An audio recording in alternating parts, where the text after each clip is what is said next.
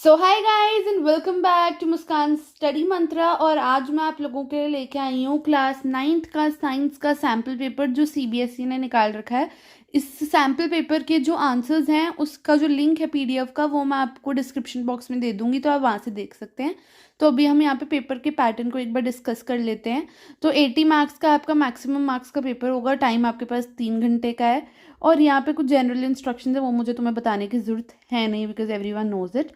उसके बाद यहाँ पे बात करते हैं सेक्शन ए। सेक्शन ए हमारा जो है वो 1 मार्कर क्वेश्चंस का है, like MCQs, assertion, reason, filling the blanks, उसके ऊपर है।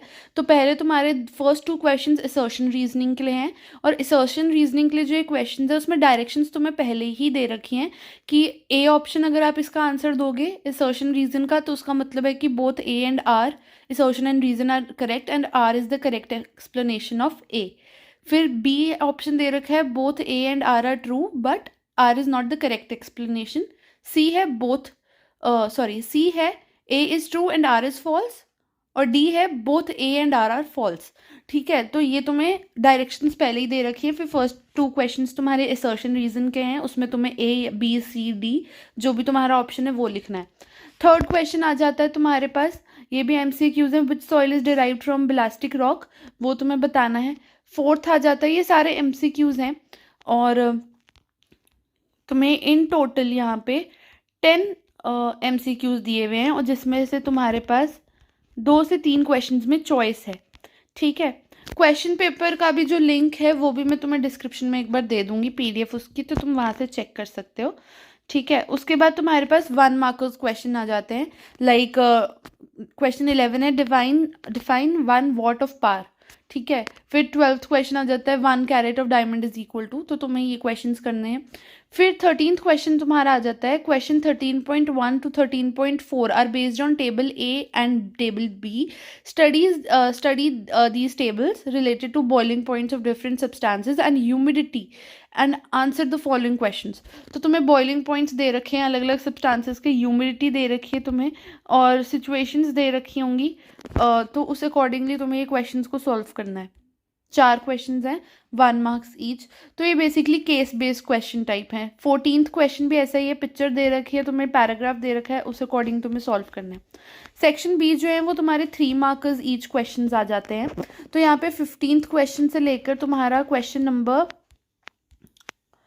24 तक तुम्हारे ये जो अराउंड 11 क्वेश्चन, सॉरी 15 से ना, अराउंड तुम्हारे ये 9 क्वेश्चंस हैं एंड तुम्हें ये 9 क्वेश्चन 3 मार्क्स ईच है। इसमें तुम्हें क्वेश्चन नंबर 18 में चॉइस है, क्वेश्चन 20 में चॉइस है, क्वेश्चन 22 में चॉइस है, यानी कि इन टोटल तुम्हें 3 क्वेश्चंस में चॉइस मिलेगी।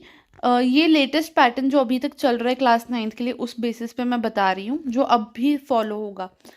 ठीक है, तो यहाँ पे तुम्हारे को तीनों सेक्शंस में से, यानी कि बायो, केमिस्ट्री और फिजिक्स, तीनों में से क्वेश्चंस दिए गए हैं और तुम्हें उस अकॉर्डिंगली अटेम्प्ट करने हैं। याद रखना 3 मार्कर क्वेश्चन में इट्स नॉट नेसेसरी कि आपने बहुत ही कॉम्प्लिकेटेड डायग्राम बनाना है फॉर बायो। सिंपल वर्जन में डायग्राम है तो बनाओ, जैसे अगर स्टोमेटा वगैरह का या लीफ वगैरह का ऐसा कुछ आ जाता है या फ्लावर का डायग्राम आ जाता है तो वो अगर बना सकते हो तो बनाओ। लेकिन बायो में 5 मार्कर क्वेश्चंस के लिए it is compulsion for you कि तुम्हें डायग्राम्स बनाने ही बनाने हैं।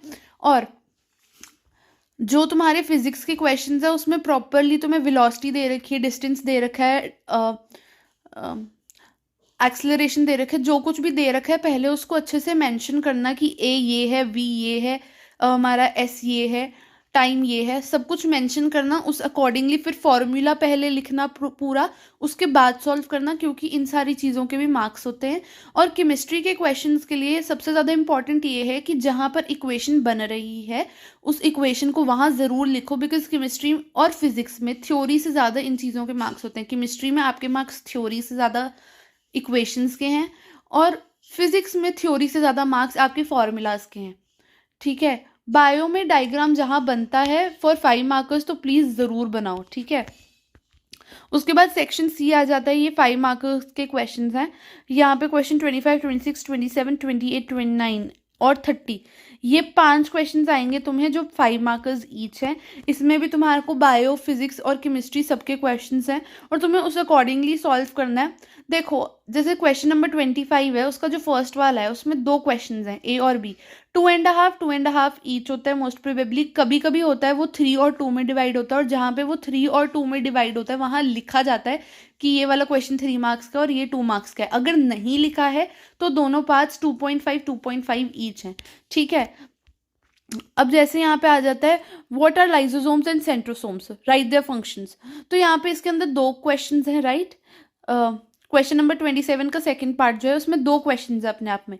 तो यहाँ पे तुम्हारे को आ जाता है what are lysosomes and centrosomes और राइट देयर फंक्शंस, दोनों 2.5 ईच हैं, ठीक है। तो उस अकॉर्डिंगली तुम्हें सॉल्व करना है। अब यहाँ क्वेश्चन नंबर 29 में देखो, ए पार्ट में 4 क्वेश्चंस अपने आप में है तो वो 1 मार्कर्स ईच हैं, और बी पार्ट फिर कितने मार्क्स का है, 1 मार्क का। इस अकॉर्डिंगली वो क्वेश्चंस में डिवाइड होता है।